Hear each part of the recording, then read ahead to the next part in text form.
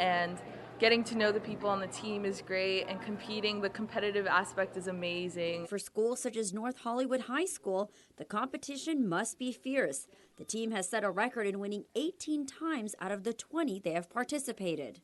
The tradition counts, I guess, when you're joining a team that's won 18 of 20 regionals. You take it seriously, and you don't want to be the team that loses.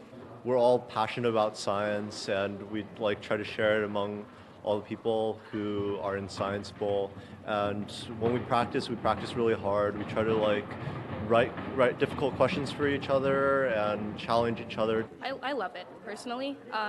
It's a great way to sort of see how well you understand the material. And these students are definitely focused on winning. In fact, LADWP regional championship teams have won 4 national titles and placed among the top 5 teams 11 times. Plus, not a bad thing to mention on a college application. Students that put participation of Science Bowl into their college applications, the colleges are looking at that as a positive criteria for selection. I'm Rasha Goel for LA This Week. More than 200,000 students have participated in this program since it began in 1991. Well, even cyclists familiar with the LA River may not have known of the secret views located just off the beaten path. Gil Reyes goes on an exclusive river walking tour for a different experience from LA's east side. Here's a glimpse of the hidden wilderness just a stone's throw from downtown. This is the somewhat obscure northeast side of the LA River, the Glassell Park side. To get there, we'll need our tour guide, Anthea Raymond, and her 2 LA River corgis. We're at the Bowtie parcel. It's a parcel of land owned by the California State Parks, and it was once part of the trains infrastructure that was all here, but now it's a place where we have campfires, where we have art projects. We also have our trusty corgis, Kasha and Chase, leading the way to a secluded, narrow opening just below the Bowtie parcel. Though there's a lot of concrete along the banks for flood control, there are also surprisingly scenic views. Here, we catch our first glimpse of the river and walk further down.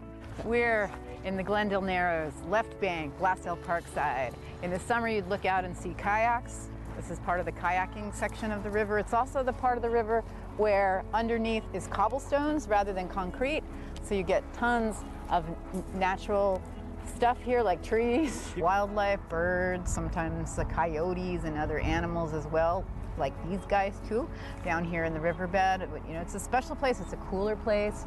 It's much more temperate than you'd find even just up the concrete banks here. Sitting here along the banks, we can also see the other, more visited side of the river, the Frogtown side, also known as the Elysian Valley.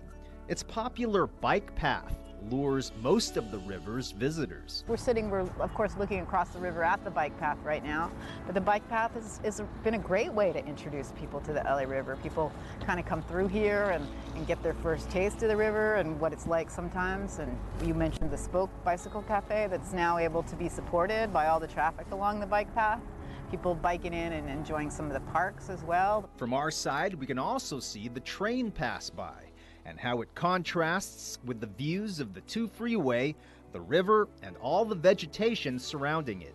You can also imagine the possibilities as the city plans to remove much of the concrete to provide more recreational activities along 11 miles. It's just a fabulous mixture that makes this section of river in particular just so dynamic and unique.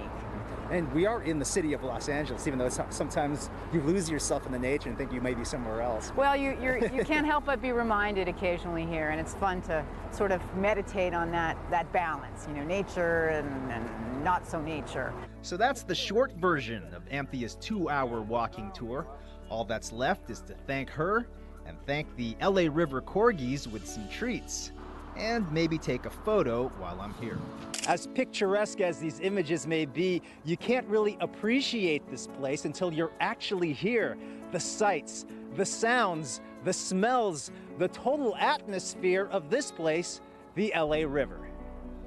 Reporting from the less explored Glassell Park side, I'm Gil Reyes for LA This Week. All proceeds from the walking tour benefit the nonprofit LA River Expeditions. More info can be found on Twitter. A legend in the Chicano arts movement is remembered for his softer side. Gil Reyes shows us a new exhibit in La Plaza in downtown. Mixing his East Los Angeles barrio roots with pop culture, celebrated artist Gilbert Magoo Lujan has made a lot of people smile. He always infused his work with humor. Flying UFO pan-Chicanos and new fashion statements that he's created based on these forms. So this is all his way of projecting what a future might look like. Naiche Lujan talking about his late father's new exhibit entitled Recuerdos del Futuro, 81 works on display at Plaza de Cultura y Artes near Olvera Street.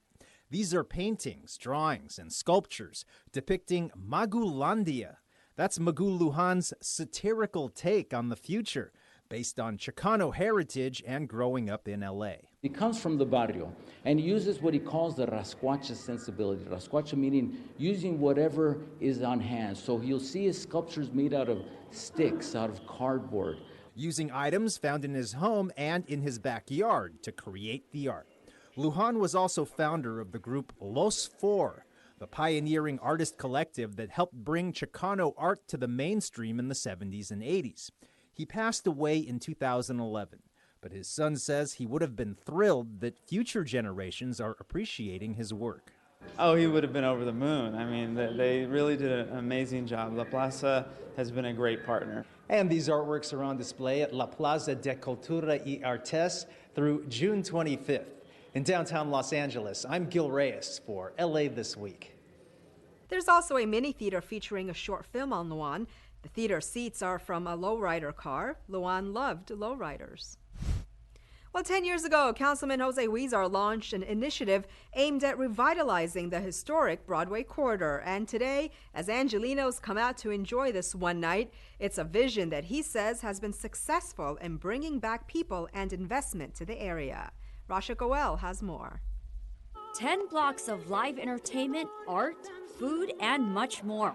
A Night on Broadway, free to all, is a one-night event where Broadway is blocked off from First Street to Olympic and open to the public to experience a night of the arts.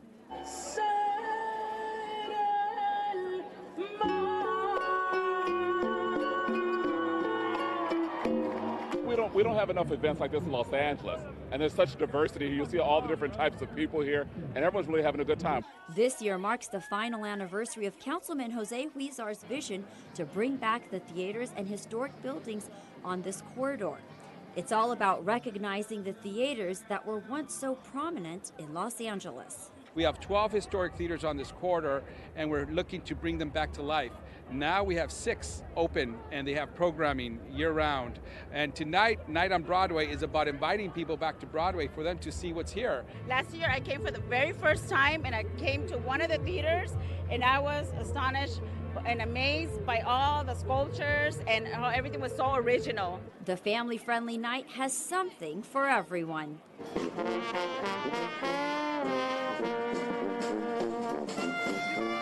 Once upon a time, I was eating some spaghetti. There are so many amazing things to experience here, but one of my absolute favorites was the Earth Harp, invented by William Close. Now, this is the largest stringed instrument in the world, with illuminated strings that stand 200 feet high. The strings are going from the chamber and bridge here up to the top of the building, and it's actually turning the building into the instrument. I discovered that you can make sound this way by running your hands along the strings, and it kind of made my imagination go wild. It's what people love, is to be outside walking around, seeing each other. From the silent disco, where people dance to beats heard only through special headphones, to live shows, it was truly a night that brought people and the arts together. In downtown Los Angeles, I'm Rasha Goel for LA This Week. Officials estimate nearly 250,000 people came out for the fun. While officials make an arrest in connection with recent church fires, Angelinos come out to learn how President Trump's new tax plan will impact them, and major improvements are coming to Watts. All these stories in City Beat. Los Angeles Fire Department Chief Ralph Terrazas, Mayor Eric Garcetti, LAPD Chief Charlie Beck, and other officials held a press conference to announce the arrest of Christian Michael Garcia, who authorities say has been linked to fires at various places of worship, including Resurrection Church in Boyle Heights, the scene of the press conference. Garcia is facing 20 felony charges, including vandalism, arson, hate crimes, and burglary. Bail was set at $750,000, and if convicted as charged, Garcia faces a maximum sentence of more than 23 years in prison. Garcia was arrested by the Interagency House of Worship Task Force for crimes prosecutors said took place over the last 2 years, involving 4 churches in Pasadena and Los Angeles. The most recent crimes for which Garcia is suspected are the fire and vandalism at Resurrection Church and Church of Angels in Pasadena. House Minority Leader Nancy Pelosi and Los Angeles Mayor Eric Garcetti took part in a roundtable discussion on President Trump's new tax plan's effects on working California families. The event is part of a national tour by an activist group opposing the tax plan. The Tax Policy Center found that 86 million middle-income families across America will pay more in taxes, while the richest 0.1% will get a nearly $150,000 tax break with the Trump tax. Millions will see a 10% increase in health insurance premiums, and seniors will pay more from forced cuts to Medicare. It is going to affect all of us, and we need to work very hard with as much concord as we can gather, much agreement to turn it back. Together, we can take control of not just our city council to ensure that we have leadership that is prepared to take us into brighter futures, but that we could also be greater engaged in what's taking place locally and in Washington, D.C. Mayor Garcetti also announced that Los Angeles has been awarded $35 million in state cap-and-trade funding for affordable housing and environmental initiatives in Watts. The mayor said Watts has a special place in LA history, and this grant is a big step toward improving the quality of life, renewing focus on public health, and providing better access to affordable housing. LA's grant will help fund redevelopment of the Jordan Downs Public Housing Project, which includes rebuilding distressed units, creating new recreational centers and programs, opening 9 acres of green space and about 165,000 square feet for retail. It will also fund several urban greening projects across Watts, including an electric vehicle car sharing and shuttle program for local residents. It was a block party that stretched for several blocks. Anna Marcos brings us more on the Los Angeles Community Festival and how it's helping to rebuild a neighborhood that struggles with lack of jobs and housing.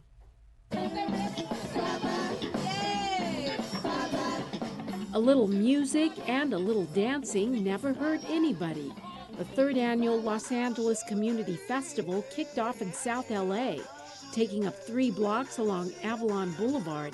A sort of community service, health fair, and entertainment fest, all rolled into one. It's really good to see a community presence. I think, being involved in the community is very important. I've met a ton of new neighbors. It's definitely been a great experience. The Peace Chapel, a local church, teamed up with the nonprofit group Rebuild LA and with City Council member Curran Price's office to put on the event, bringing much-needed services to a community with few economic opportunities. The Peace Chapel is not an ordinary church. We're not a regular religious institution. We're really making things happen in this community.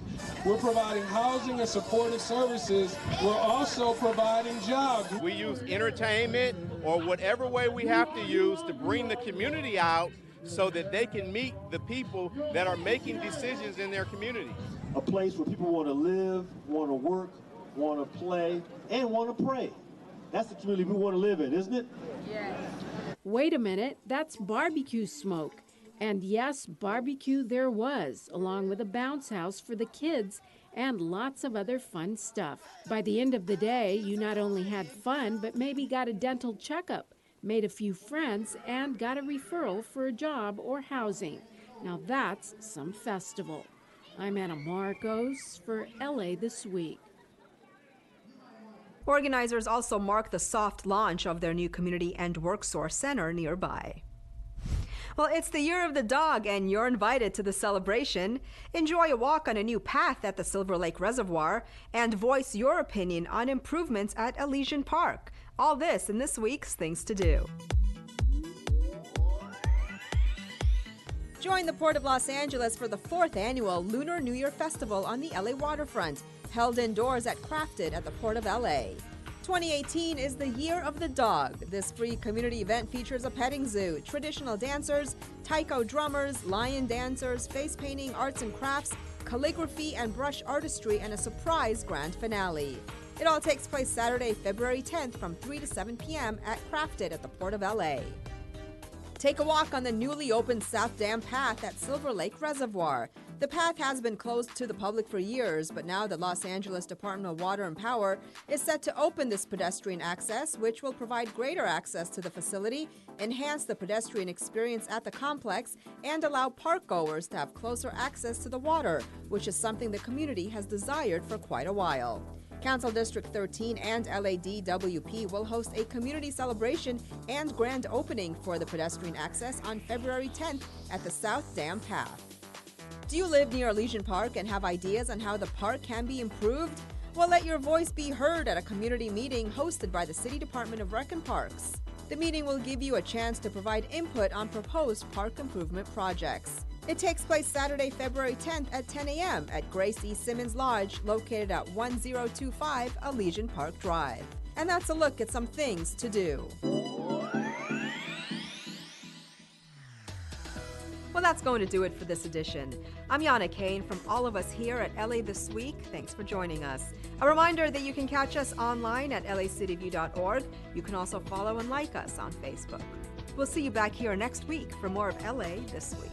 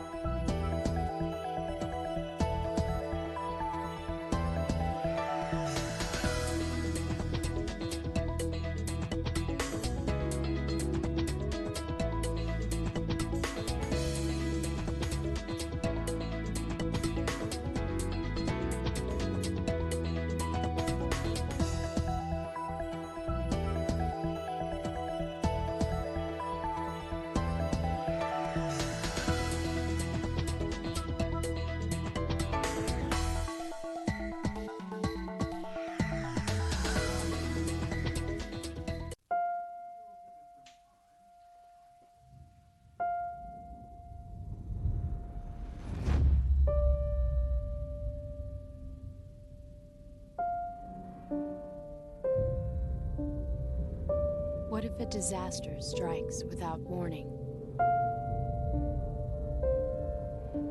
What if life as you know it has completely turned on its head?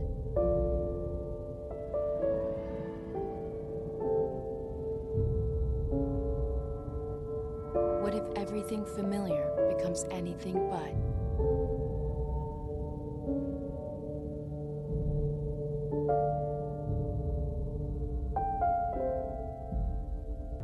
Before a disaster turns your family's world upside down, it's up to you to be ready. Get a kit. Make a plan. Be informed today. Hola, soy Marisol, desde Canoga Park, la ciudad toda americana. Estás viendo LA City View, Canal 35, nuestra ciudad, nuestro canal.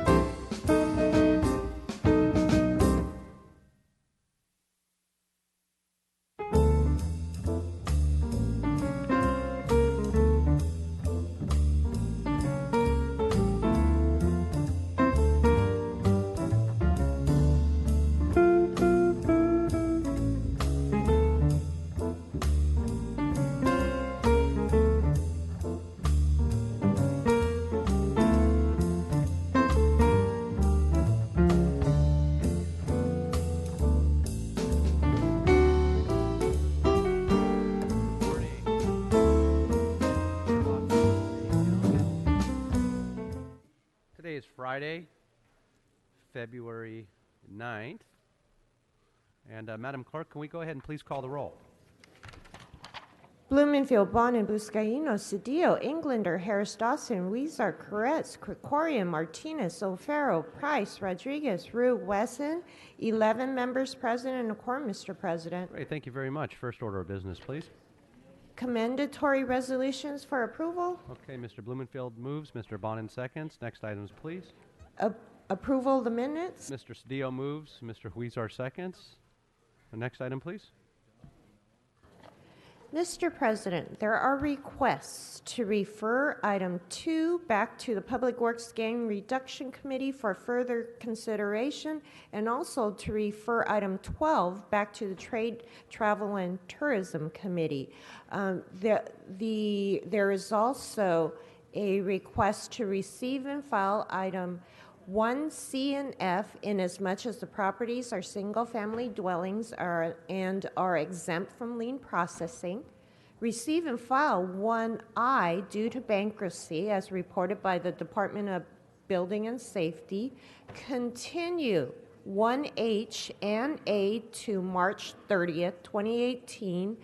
Reduce the lien for item 1G to $932.40 in as much as the lien was partially paid, and to also continue 1G to March 9, 2018. And finally, to reduce the lien to 1E to $1,414.32 per council office request. Okay, colleagues, that'll be the order then, without objection. Items 1 through 4 are items noticed for public hearing. Mr. President, there are cards on 1, 3, as well as 4, sir. Okay, then we can go ahead and item 2 is being referred back to Public Works Gang Reduction, sir. Okay, then we'll go ahead and hold those on the desk. Next items, colleagues. Items 5 through 7 are items for which public hearings have been held. The committee report for item number 7 has been submitted, posted, and circulated for council's consideration. Okay, colleagues, any specials? Seeing none, we'll go ahead and let's go ahead and hold 7 on the desk for a moment. Okay, we'll take the balance of those items up now. We can go ahead and open the roll, close the roll, and tabulate the vote. 11 ayes. Those items are approved. Thank you very much. And Mr. Cedillo has a special announcement as well. Some guests.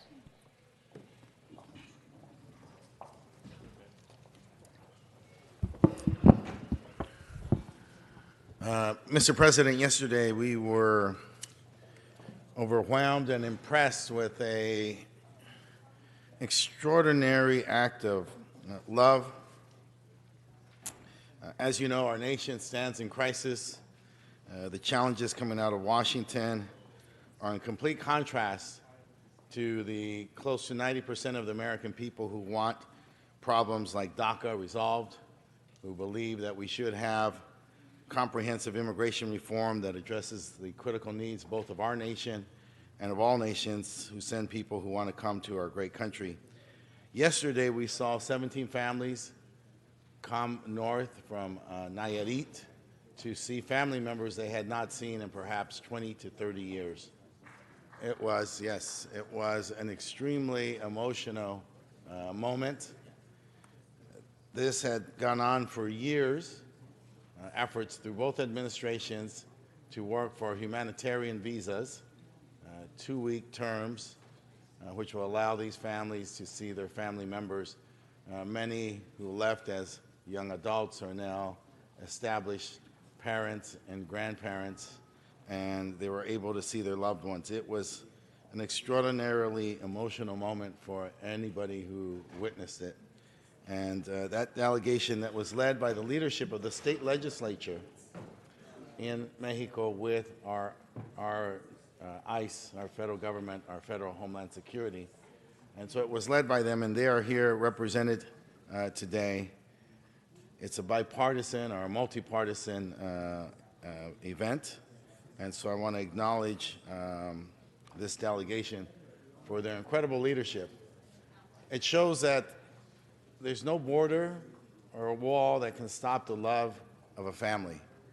And if we are a nation of family values, then we must demonstrate that in our public policy.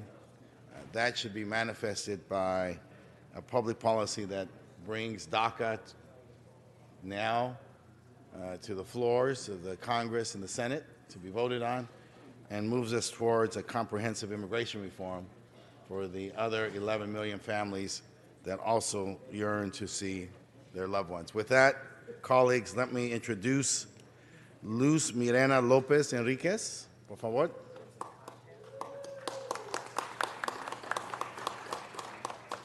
Ana Yasura Ramirez Salazar.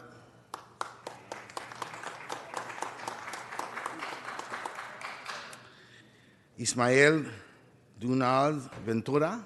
Ismael, ¿cómo está? Rosa Mirna Mora Romano. And the equivalent of what would be the Speaker or the President Pro Tem of the legislative body from the state of Nayarit, the leader of the delegation, Leopoldo Dominguez Gonzalez. Thank you for your sharp attention to this matter, and I know that you will think about this as we evolve our policies, both from our Immigrant Rights Committee and in our efforts to make sure that Washington does all that it can for these families and for our nation and for immigration reform now. Thank you.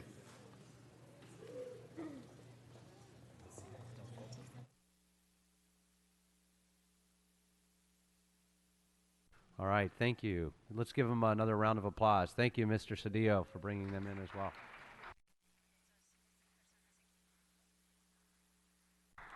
All right, Herman, if you're going to disrupt the meeting like that, then you're going to be asked to leave, and that'll be your fair and final warning. All right, Mr. Previn on multiple speaker cards. You have cards on items 1, 3, 4, 9, 10, 11.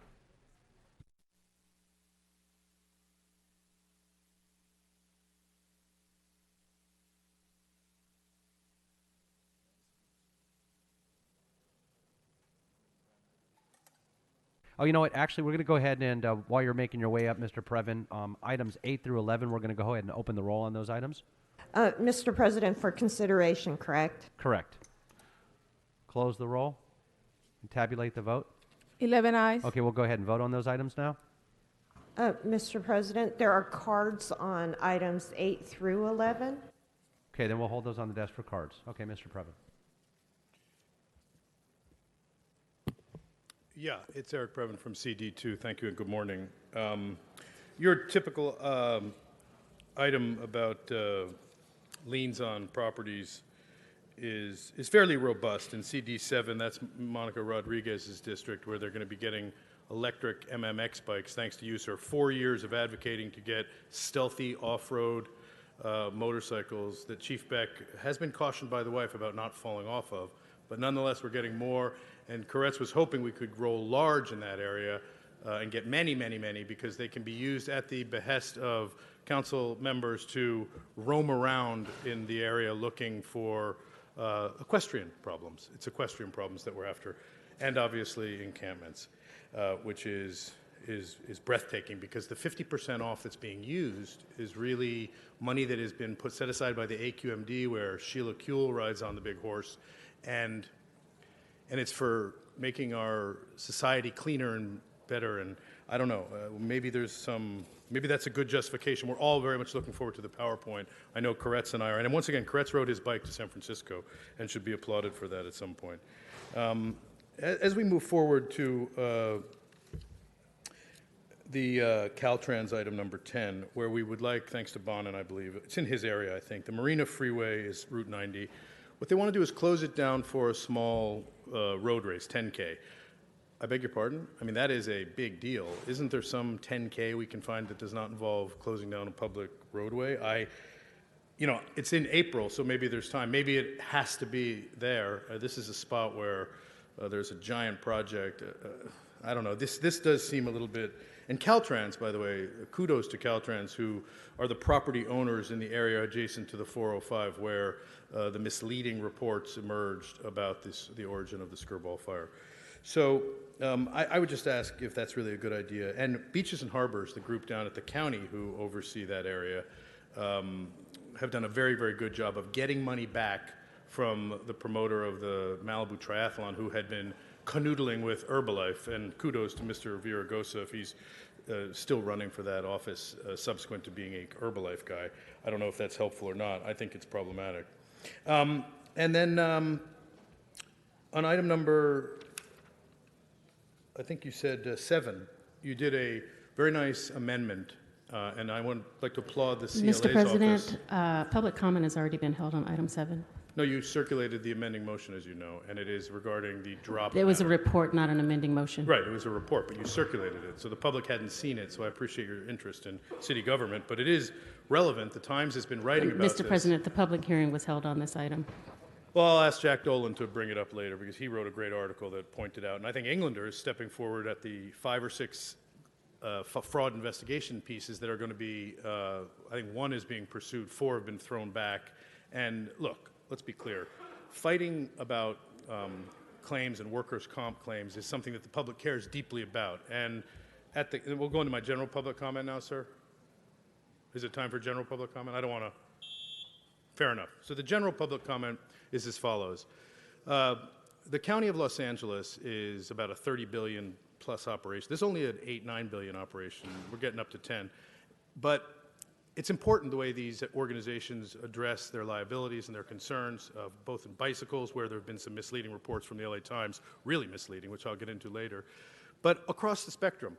Here at the city, we've got $40 million in retaliation lawsuits alone at LAPD. So these details matter enormously the way we move forward. So when the county decided, under the leadership of Sheila Kuehl and Mark Ridley Thomas and Hilda Solis and Catherine Barger and Janice Hahn, to not make a presentation to the public, Mr. Bonin is laughing, that's good, about the liability in the jails and in the environment where we're fighting lawsuits all over the place, and instead make it a receive and file, there was a slight crestfallen feeling from the members of the public who do pay attention. And kudos to the City News Service and the LA Times who did cover the 10% increase in the cost of litigation at LA County. And Thank you very much. All right. Next speaker, please, Mr. Herman. Oh, you know what? We're going to go ahead and continue item 4, so we could take that off the public comment, and we'll continue it to Wednesday, the 14th. Okay, Herman, you're up.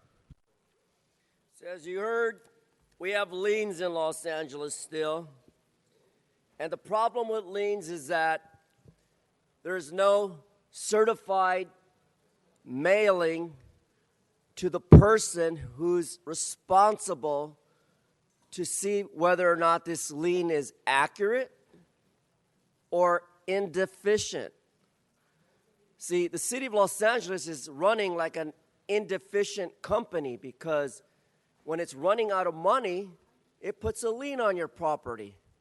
And by this lien, they've determined that violations and inspections don't meet their criteria. As you know, they're a biased, racist organization. And really, it'd be nice if we can have people just shut up in the outside of the crowd of this horseshoe so I could finish speaking my fucking 60 seconds. And then as you see in CD 13, we have a lien. In CD 6, located at 9330 North Kester Avenue, a lien for $3,400. We have a lien in CD 9, 1040 West 46th Street. You know why we have liens there? I'll tell you why. Because the city is so hard up for money, it'll do anything to make your life miserable, saying that you have trash in your yard. And then when you have to cough, try not to cough on the mic. So, also, regarding the final maps that determine your zones, determine whether you have a rapist living in your neighborhood, like Mr. Rue. You know, I won't talk about Rue because he's not in his seat. But, again, when you do a good job on maps and you list them correctly on the files and people can find an address, not like that woman who was here the other day, Miss Melissa, she says, "Why can't you put a goddamn address to connect it to a problem?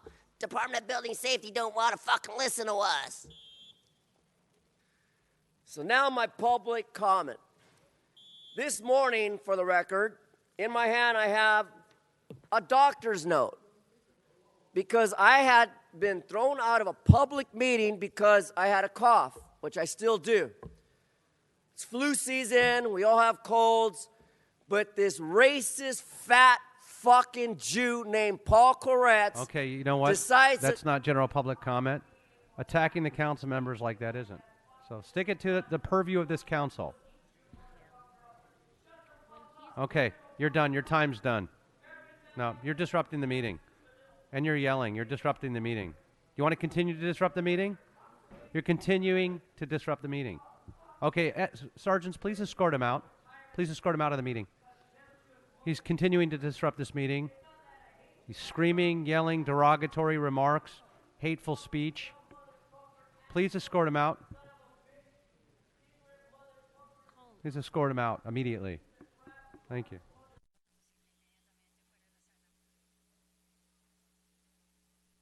Continuing to disrupt this meeting as he's yelling out hate speech.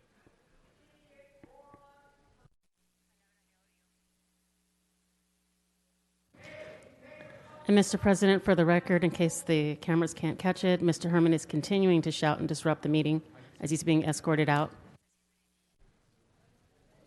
All right. There won't be any other warnings to you guys on that disrupting the meeting and not sticking to items under our purview specifically. So with that, Mr. Walsh.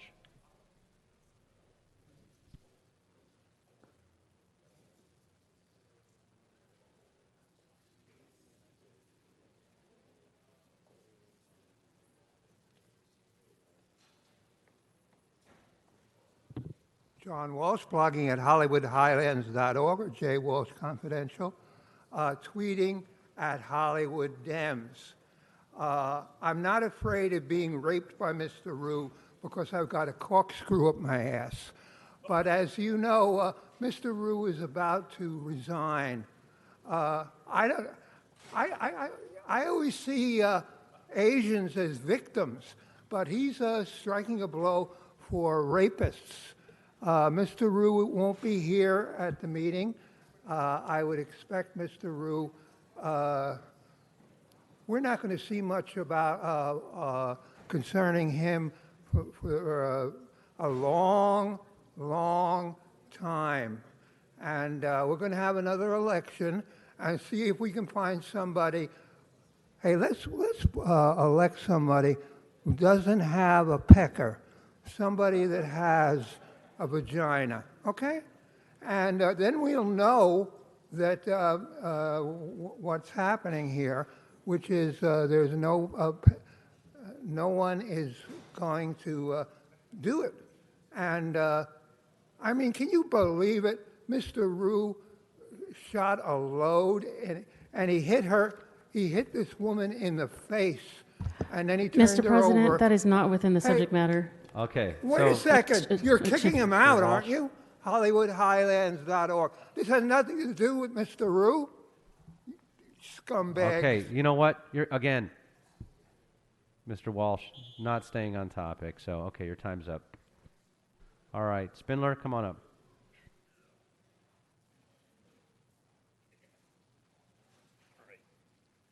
Talk about all this bullshit.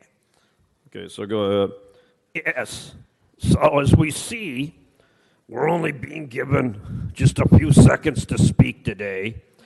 So it's all right. We'll talk about the most important story of the day.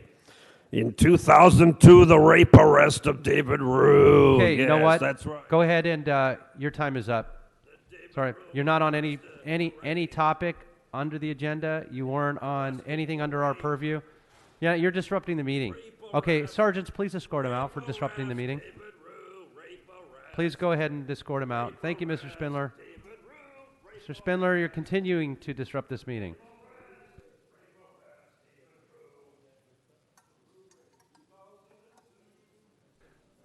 Colleagues, we're going to go ahead and continue 1D until 3/9, March 9th. Without objection, that'll be the order. We're still waiting for Mr. Spindler to gather his belongings and be escorted out, and he's continuing to still make noises and disrupt the meeting. Mr. Spindler, keep walking or the sergeants are going to escort you out.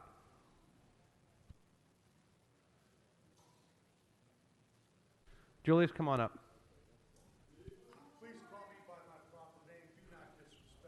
Thank you, Julius. You don't want to know how many I've killed for America.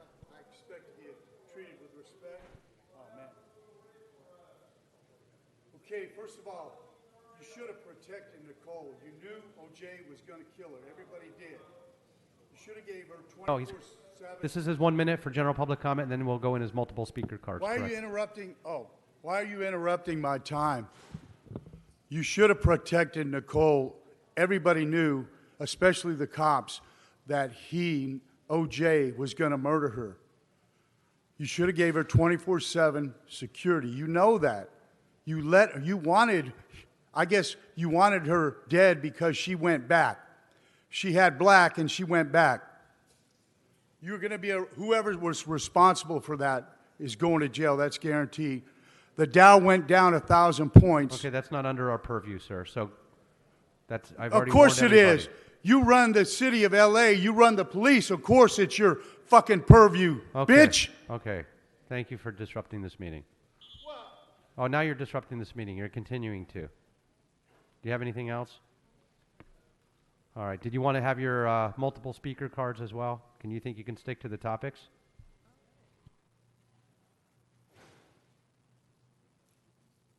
All right. Have a nice day. Thank you very much.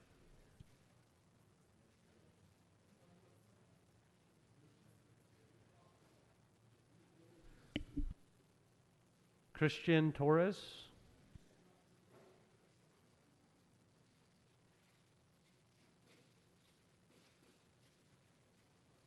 1 minute for general public comment. So your clock has already started. Good morning. My name is Christian Torres. I'm a member of Unite Here Local 11. I work in the city of LA, and I'm here to ask you to pass a regulation on a measure to regulate Airbnb. Since 2015, we have lost 4,754 units that me as a member or other members could use to live in LA. Since that happening, I have to commute up to 50 or an hour or even more to get to work. That's why I asked the council members to pass a measure to regulate Airbnb. Thank you. Charlie, general public comment.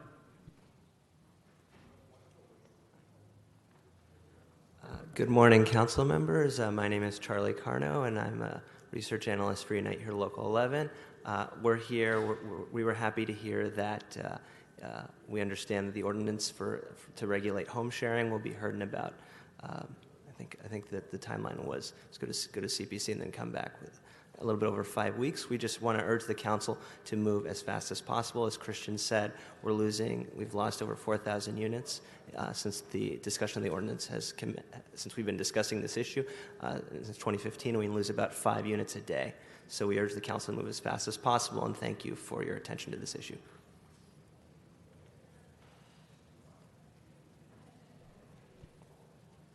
Dwayne? Dwayne, not here. Okay. Sandra Rodriguez? And Sandra, you're our final speaker for general public comment, so we're going to go ahead and close general public comment. Thank you. After you.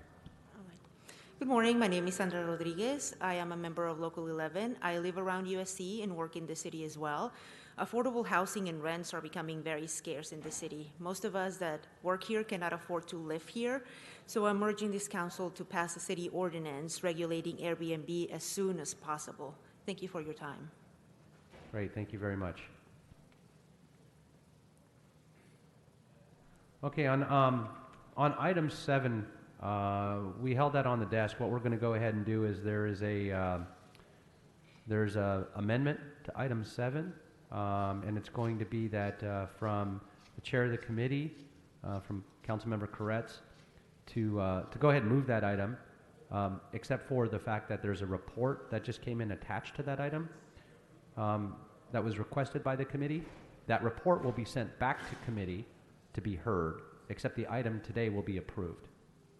Just for clarification, Mr. President, so the item today that is approved, are those the recommendations contained in the CAO report dated January 29th, 2018, sir? Yes, ma'am. And so the report, though, that came in this morning is the workers' compensation investigation statistics, sir, and that gets referred back to the Personnel and Animal Welfare Committee, sir? That's correct. Okay. Okay. So we'll go ahead and, colleagues, let's go ahead and vote on that amendment, just to keep it clean. So it'll be moved by Councilmember Koretz and seconded by Councilwoman Monica Rodriguez, and so we'll go ahead and open the roll on the amendment, close the roll, and tabulate the vote. 12 ayes. Okay, now we'll go ahead and vote as amended. We'll go ahead and open the roll, close the roll, and tabulate the vote. 12 ayes. Okay, that is approved. And we can go ahead and vote on the remaining items. Just for clarification, sir, the remaining items are number 1, 3, 8, 9, 10, and 11, sir? Yes. Okay, so we'll go ahead and open the roll, close the roll, and tabulate the vote. 12 ayes. Great. Okay, next item, please.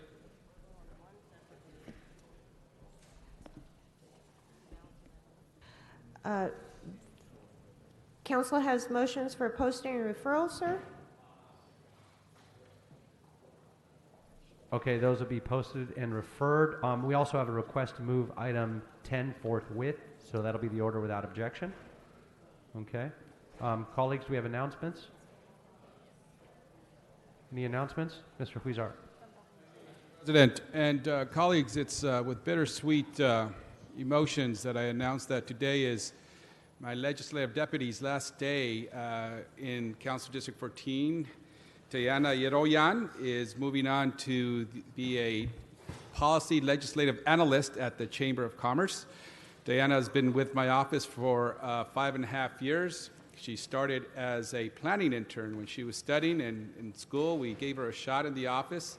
She was eager, bright, and wanted to do some good work, so we gave her a shot. She soon became my downtown field rep, and thereafter, when the position to open up as a legislative deputy opened up, she came to work here on the council floor. Many of you have gotten to know her well. She could be feisty at times. She's courageous. She's bold. And she's also done a good job protecting me at these council chambers when need to be. So thank you so much, Diana. I also want to congratulate you on all the great job you've done as a downtown. Where are you? Come here, Diana. As a downtown field rep, she led policies to do a better pedestrian access around downtown. She also increased access to the farmers markets and worked on making sure that people of low income have more access to farmers markets. She helped advise me on the cannabis regulations, sitting with Mr. Harris Dawson and Weston and the many, many, many meetings we had throughout the city. And a project I gave her a couple of years ago, it was finally announced yesterday. There's a project that she's been working on where we have now 6 donation meters for homeless people throughout downtown. It's going to expand throughout the city one day, hopefully. So, Diana, you've done a great job. And people thought that I knew Kobe somehow because I was able to bring him to the council chambers. That was Diana's doing. She knows Kobe. Bryant. So thank you so much. And on behalf of Council District 14 in the city of LA, thank you for all your hard work. We really, really appreciate you. You won't be gone too far at the chamber. We'll still see you here. But thank you for all the good work, Diana. Thank you.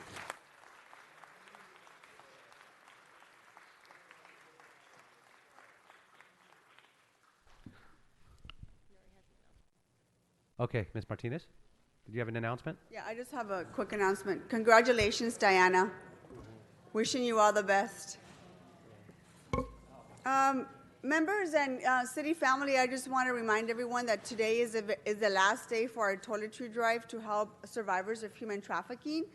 And I want to thank everybody who participated, but I want to thank the following people who made contributions and went way beyond to collect toiletries and deliver them to our office. That's Council President Herb Wesson, Councilman David Rue, Councilwoman Monica Rodriguez, Department of Neighborhood Empowerment, General Manager of the Office of Finance, Claire Bartels, Elizabeth Lee from the Office of Finance, Luis Sanchez from the Department of Sanitation, LAFD Chief Crawley, Leave Blade from the monthly Democratic luncheon that I attended a couple of months ago, the Sun Valley Neighborhood Council, Foothill Area CPAP, Gilpin Ford, Walgreens in Arleta, Big Lots in Van Nuys, Lewitt, Hackman, Shapiro Law Office, Chef Robert Event Catering, the Galaxy of Comics, Sylvan Park Elementary School, Daniel Pearl High School, the Rose and Alex Pillables Armenian School, Hermanas Unidas at CSUN, Veronica Perez, Nancy Claiborne, Cindy Sawyer, and all of my constituents who went above and beyond to deliver toiletry drive to our office. I also want to give a special shout out to my colleague, Mike Bonin. You went and posted our flyer in your personal Facebook, and a lot of your constituents made donations to our office, so thank you very much for doing that. Again, today's of course, Dell, my friend Dell, a Price from Mr. Curran Price's wife. Thank you very much for reminding me, and thank you all for participating. We look forward to doing this again next month. And again, you have today's the last day, so we can still accept your donations. Thank you. Thank you very much. Mr. O'Farrell. Thank you, Mr. President. Tomorrow, colleagues, is a milestone in the Silver Lake Reservoir complex. We are opening permanently the south dam of the Silver Lake Reservoir to the public. And it will really enhance the walkability and the recreational opportunities, the passive recreational opportunities for people in Silver Lake and anyone who visits the park and the reservoir complex. We invite everyone who wants to attend with me tomorrow morning at 10 o'clock at the intersection of Armstrong and Silver Lake Boulevard. a lot of elected officials. We have over 1,000 people who have RSVP'd for this event. It's a big celebration. And then tomorrow only, there will be walking tours around the entire reservoir. And it's a real significant improvement toward the long-term goal of opening up this publicly owned facility. And the next step will be a long-term look and a design process for the long-term plans for the reservoir in terms of water conservation and other recreational opportunities. We invite everyone who wants to attend and join us for this big celebration. It's going to be a beautiful day in Silver Lake, and we look forward to seeing everyone there. Thank you. Councilmember O'Farrell, I'll tell you, I know quite a few people that live near there, and there's not one person I know that doesn't have an opinion and a thought and a vision for that, and they were all different. So I think you've navigated this extremely well, and the fact that you've got 1,000 people showing up is a testament to you and your staff and your outreach and communication with that community has been phenomenal. So hats off to you on that. I will say that the support for opening the dam is overwhelming, 99 to 1% easily, and we've heard loud and clear, and we've taken all of those points of view into consideration, and I think that the improvements are going to be very well received tomorrow, so we look forward to the celebration. Well done. Thank you. All right, colleagues, seeing no other announcements, we'll go ahead and go into adjourning motions. Ms. Rodriguez. Thank you, Mr. President. I would like to acknowledge... I'm sorry, if we can have everybody in council chambers please rise for adjourning motions. Thank you very much. Thank you. I would ask that we adjourn today in the memory of Ed Rock, who served as the office manager for the Sunland Tahunga Neighborhood Council. And I am joined here today by his wife, Doris. Doris, come join me. Ed was a World War II veteran and Korean War veteran, and he served the city as a lifelong volunteer in the Sunland Tahunga community. As the Sunland Tahunga Neighborhood Council office manager, Ed was regularly seen and visited as the liaison between the council office and the neighborhood council, and served the community during the tenure of 5 council members. In January 2015, Ed suffered a stroke that forced him to retire from the job he loved so much. And on January 18, 2018, he passed away, leaving behind his wife of 47 years, Doris of Sunland, and his son, David. Ed will be remembered for his hard work, humility, and dedication to improving the Sunland Tahunga community. And today we remember and honor Ed's life and legacy. May he rest in peace. Thank you for that. Looking for any additional adjourning motions to my right. Seeing none. To my left, one. Mr. Cedillo. Yes.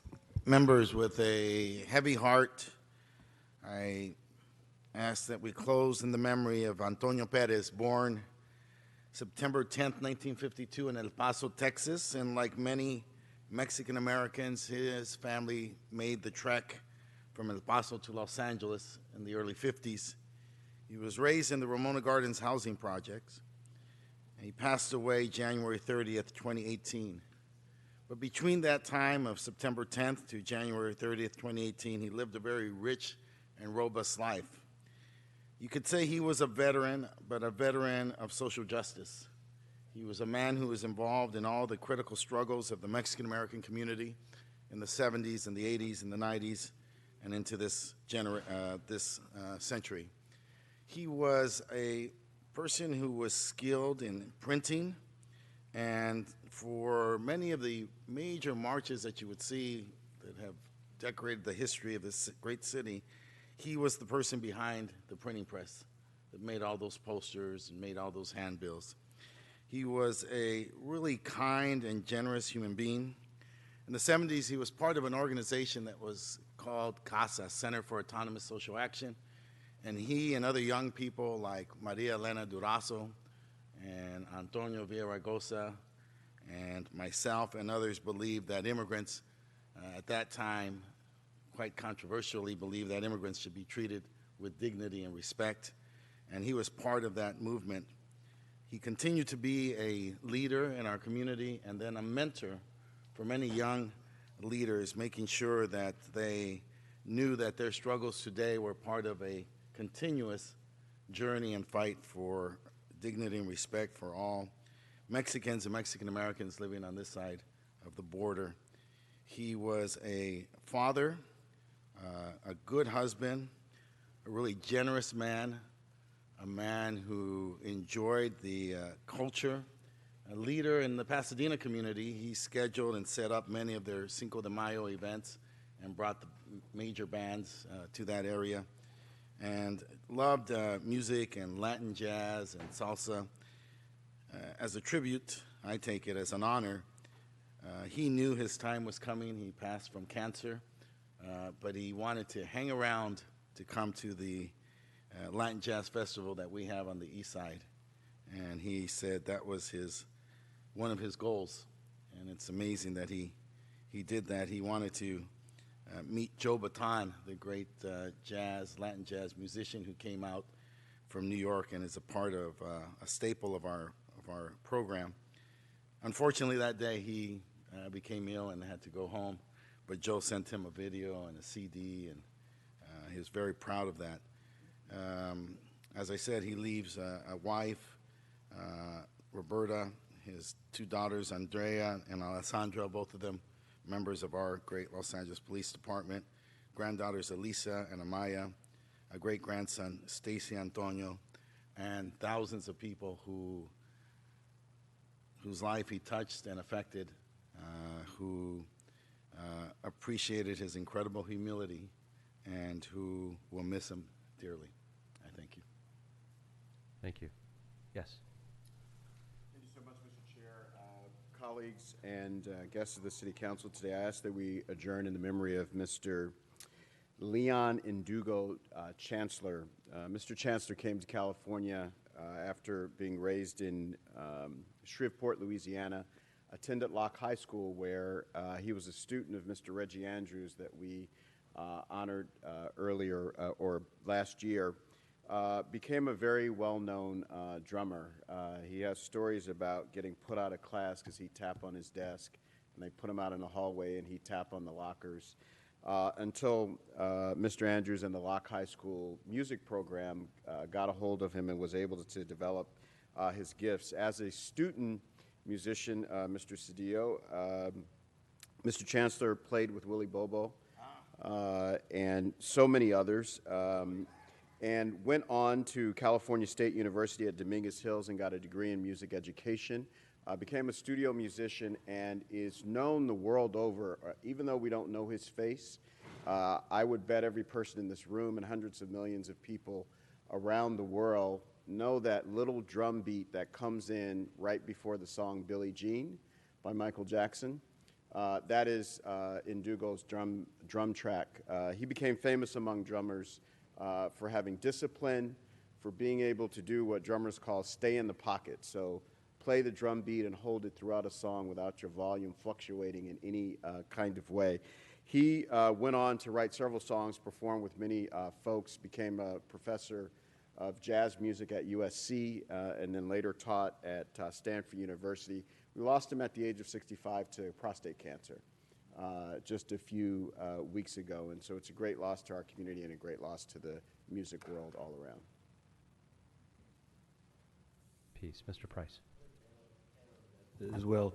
We had the pleasure of having him at the Central Avenue Jazz Fest 2 years ago, and it was just a tremendous force and will be sorely missed. So thank you. Thank you, Mr. Thank you.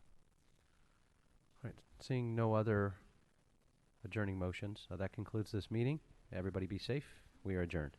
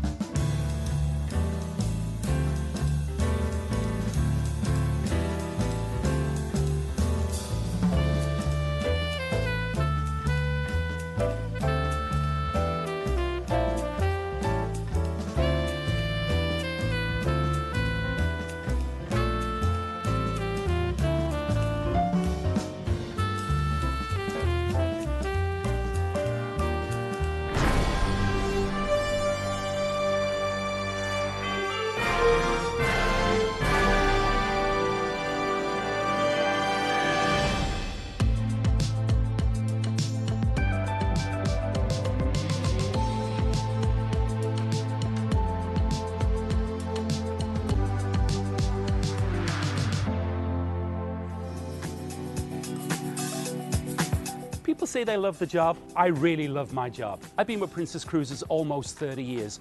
If you ever spend time with me, you'll probably come to realize that I live and breathe Princess Cruises.